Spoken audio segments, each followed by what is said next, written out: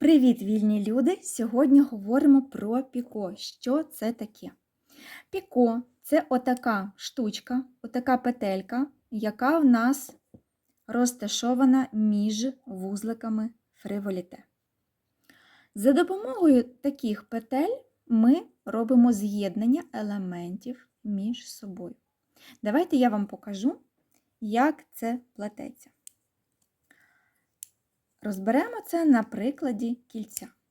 Наприклад, я маю проплести кільце 5, піко, 10, піко і 5 петель. Починаю плести.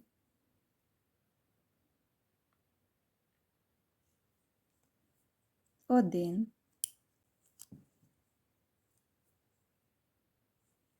Два. 3. 4. 5. Тепер має бути піко. Починаю плести наступний вузлик, але не доплетаю його до кінця. Носиком човника притримую петлю, формую піко потрібної мені висоти, менше або трошки більше, отак.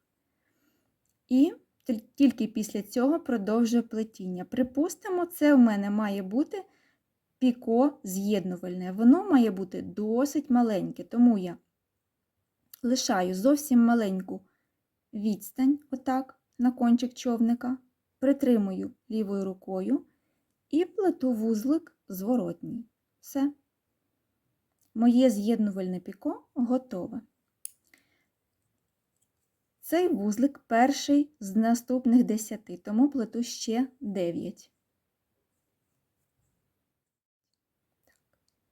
Припустимо, наступне піко у мене декоративне.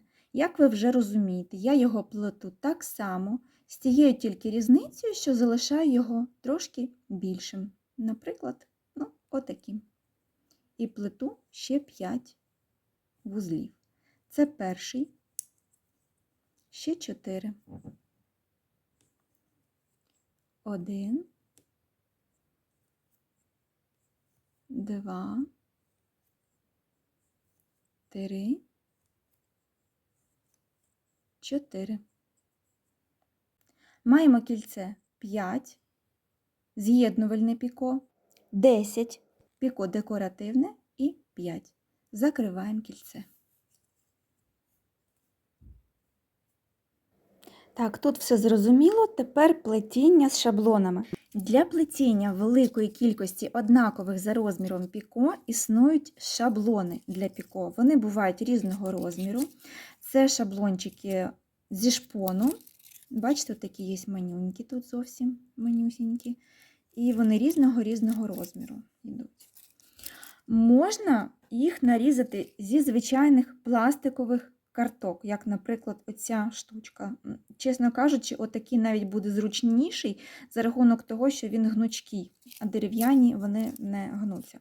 Зараз покажу, як ними користуватися. Наприклад, мені потрібно сплести дугу. Так. Беру мою роботу так, як для плетіння дуги. Кільце тримаю великим і вказівним пальчиком. Помаранчеву ниточку намотую на мізинчик і починаю плести перший вузлик. Припустимо, давайте в нас по схемі будуть іти піко після кожного вузлику. Тобто вузлик, піко, вузлик, піко. Плету перший вузлик, притискаю його ближче до роботи. Далі має йти піко. Беру шаблончик, підкладаю його отаким чином. Бачите, тримаю вказівним і великим пальцями. Підкладаю під робочу ниточку і продовжую плести по схемі. В моєму випадку це один вузлик, перша половина вузлика і друга половина вузлика. Все, готово. Зараз знов у нас має йти піко. До речі, не знаю, чого я лишила на початку такий, мені потрібно отак накинути, як ви бачите, просто сам шаблон потрібно було з самого початку взяти отаким чином. Трошки менший лишити кінчик, бо так зручніше робити накид оцей. І все продовжую далі плести. Тобто сенс таких шаблонів просто підкладати його під ведучу ниточку, щоб зробився оцей накид рівнесенький. Перша половинка вузлика, друга половинка вузлика. Все. Знов накидаю робочу ниточку. Перша половинка вузлика, друга половинка вузлика. І таким чином плетемо. Воно, в принципі, досить швидко плететься, якщо ви зрозумієте сам принцип плетіння. Нічого складного в цьому нема. Перша половинка вузлика, друга половинка вузлика. Накидаю.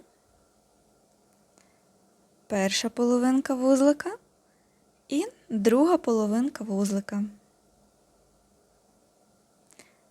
Давайте подивимось, що у нас вийшло. Подивіться, абсолютно однакові, рівнесенькі піко. Дуже хороший спосіб, користуйтеся. Є ще другий спосіб роботи з піко, зараз я вам його покажу.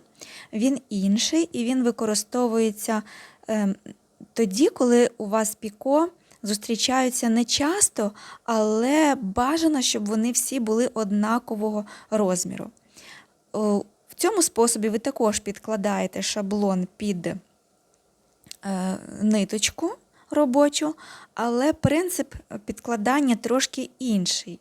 І цей шаблон нам просто регулює відстань до наступного вузлика. Ось бачите, як я зробила? Прямий зворотній, дістаю шаблончик, все. Тепер можу підтягати вузлик. Вийшло піко. Тепер я хочу проплести ще декілька вузликів, щоб ви зрозуміли цей принцип. Ну, наприклад, вам потрібно робити з'єднувальні піко, і всі вони мають бути однакові.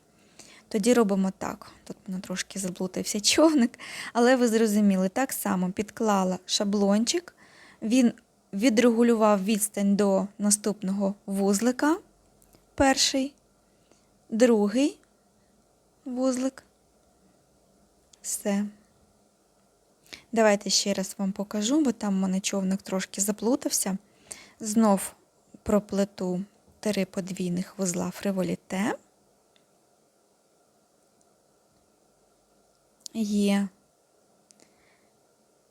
Підкладаю шаблончик.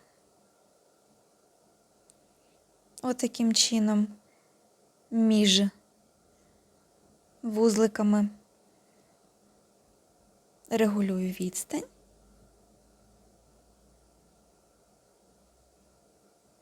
Роблю другу половинку вузлика. Ну і все. Якщо ви плетете на продаж, або просто ви перфекціоністи, вам дуже хочеться, щоб ваші піко були однакового розміру, то дуже рекомендую цей спосіб. Дійсно, виріб має досить охайний вигляд, якщо ви так робите, але я, чесно, часто користуюсь просто кінчиком човника.